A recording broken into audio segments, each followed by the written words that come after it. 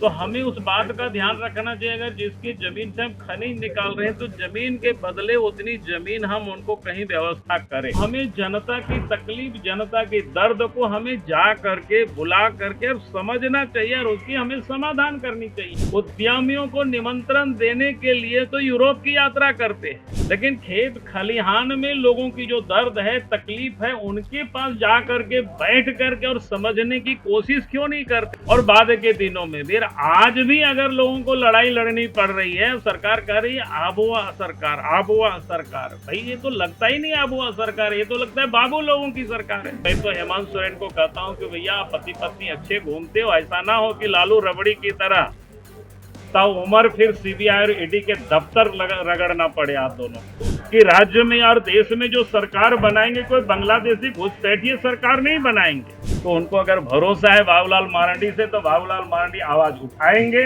और लड़ाई लड़ेंगे। नमस्कार, आपने देखना शुरू कर दिया है स्वराज पोस्ट। इस वक्त हम मौजूद हैं झारखंड विधानसभा परिसर में और आज झारखंड विधानसभा के बजट सत्र का तीसरा दिन है। आज राज्य के वित्त मंत्री राधाकृष्ण किशोर तृतीय अनुपूरक बजट सदन में पेश करेंगे, जिसे लेकर सत्ता पक्ष ने पूरी तैयारी कर ली है। वहीं विपक्ष सत्ता पक्ष को इस मुद्दे पर घेरने की पूरी रणनीति तैयार करके बैठी है। विपक्ष का कहना है कि राज्य में विकास की गति धीमी है, खर्च का सही उपयोग नहीं हुआ, तो ऐसे में अनुपूरक बजट की जरूरत क्यों पड़े। वहीं सरकार का दावा है कि इस तृतीय अनुपूरक बजट से विकास योजनाओं को गति मिलेगी। देखिए, मैंने तो कल भी जमीन को लेकर के सदन में बात को रखा था और आज भी मैं कहूँगा पूरे झारखंड में सरकार को नए सिरे से विचार करना चाहिए, खास करके जमीन के मामले को लेकर, क्योंकि झारखंड में जितने भी महापुरुष पैदा हुए, चाहे अंग्रेज के कालखंड में, चाहे कांग्रेस के कालखंड में, तो सबों ने जमीन के लिए लड़ाई लड़ी।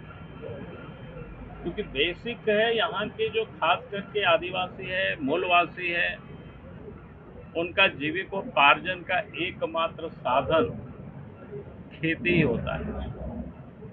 और इसीलिए हमें इस बात का जरूर ध्यान रखना चाहिए, जिनका जीविकोपार्जन का मात्र एकमात्र खेती है, तो कहीं खनिज हमें निकालना होता है तो वो जरूरी होता है। तो हमें उस बात का ध्यान रखना चाहिए, अगर जिसकी जमीन से हम खनिज निकाल रहे हैं तो जमीन के बदले उतनी जमीन हम उनको कहीं व्यवस्था करें। ये सरकार को इसकी विचार करना चाहिए और इस पर सोचना चाहिए। कोई बहुत बड़ा कठिन काम ये नहीं है,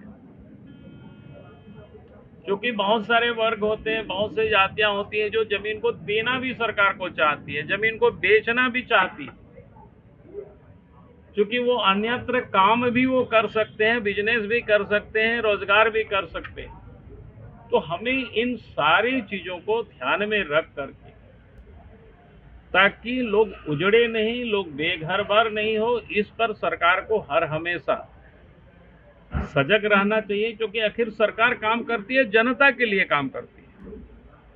तो हमें जनता की तकलीफ, जनता की दर्द को हमें जा करके बुला करके और समझना चाहिए और उसकी हमें समाधान करनी चाहिए। लेकिन राज्य सरकार होते हैं, राज्य के मुख्यमंत्री उद्यमियों को निमंत्रण देने के लिए तो यूरोप की यात्रा करते हैं,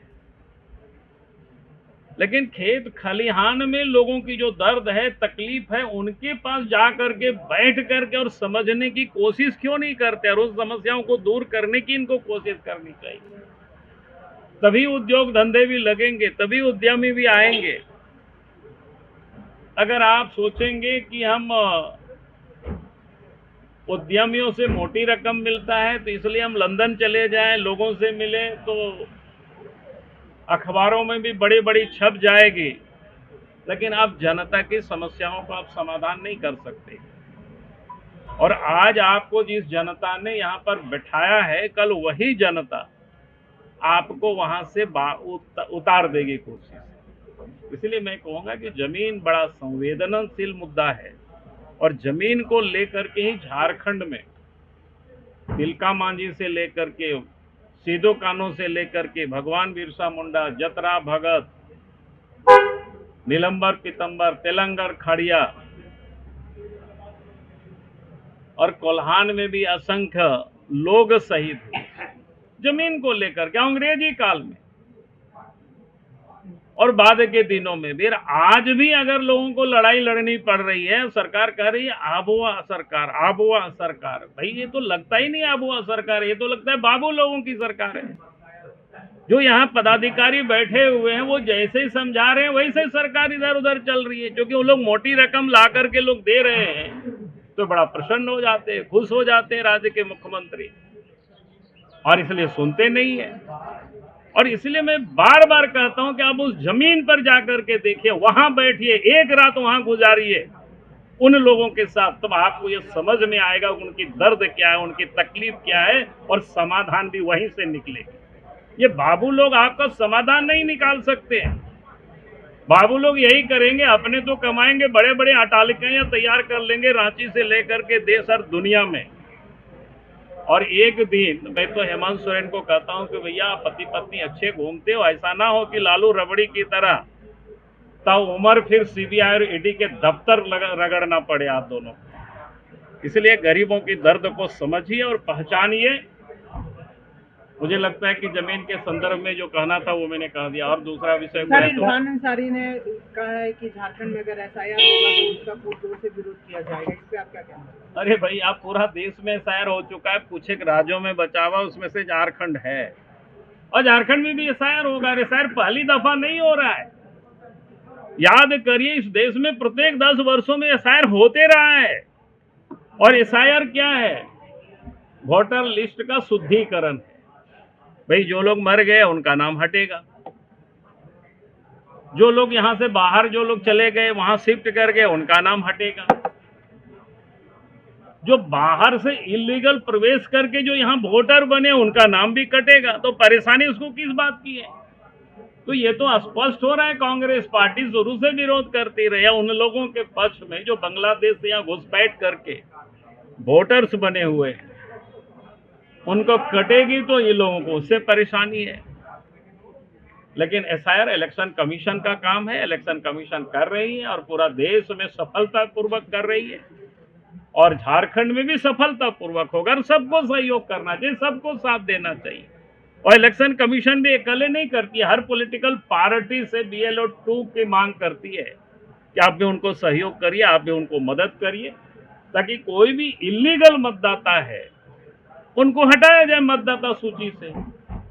अब क्या चाहते हैं कांग्रेस पार्टी कि इलीगल जो मतदाता है वो भी मतदाता सूची में रहे, जो बांग्लादेशी घुसपैठिया यहाँ वोटर बने वो भी यहाँ रहे मतदाता सूची में। क्या यही चाहती है कांग्रेस पार्टी? तो ये खुल करके बोलना चाहिए उनको।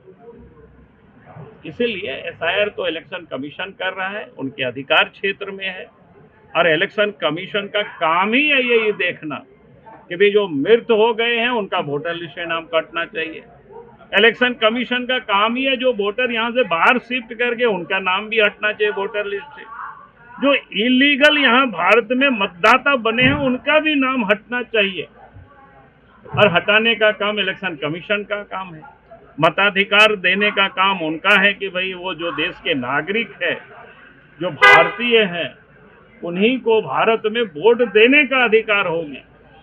कि राज्य में और देश में जो सरकार बनाएंगे कोई बांग्लादेशी घुसपैठिए सरकार नहीं बनाएंगे। देश में और प्रदेशों में जो सरकार बनाएंगे तो भारत की नागरिक बनाएंगे सरकार। सर, कल बंधु तिर्की ने एक प्रेस कॉन्फ्रेंस में आपका नाम लेकर कहा उनको संथाल परगना में डेमोग्राफी चेंज की चिंता है। छोटा नागपुर इलाके में CNT है, यहाँ भी चेंज हो रहा है, बाबूलाल जी क्यों नहीं बोलते हैं? अरे मैं तो रिम्स की भी बात किया जी, और आगे भी मैं कह रहा हूं कि झारखंड में इसी छोटा नागपुर क्षेत्र में आप देखते होंगे किस प्रकार से आदिवासियों की खास करके जो भूइहारी जमीन है, जो सेलेबल नहीं है, बिकता नहीं है, उसका तो रसीद भी नहीं कटता है, पहनाई जमीन है, लेकिन उसका भी नेचर चेंज करके दलाल पदाधिकारी सब मिल करके लोग बेच रहे हैं। बे बंधु तिर्की जी को सरकार उनकी है, एक कमेटी बनवा देनी चाहिए और फिर जांच होनी चाहिए। कौन रोक रहा है उनको? भाई हम तो बोल ही सकते हैं, उनको तो काम करके दिखाना चाहिए। इससे तो स्पष्ट होता है कि बंधु तिर्की लगता है अब लाचार हो गया, बेवश हो गया। हेमंत सोरेन नहीं सुनता है, तो उनको अगर भरोसा है बाबूलाल मारंडी से, तो बाबूलाल मारंडी आवाज उठाएंगे और लड़ाई लड़ेंगे। जो भी गलत काम होता है उसका हम विरोध करेंगे, सदन में भी करेंगे, सड़क में भी करेंगे और आम गरीब आदिवासी मूलवासियों को हम न्याय दिलाएंगे।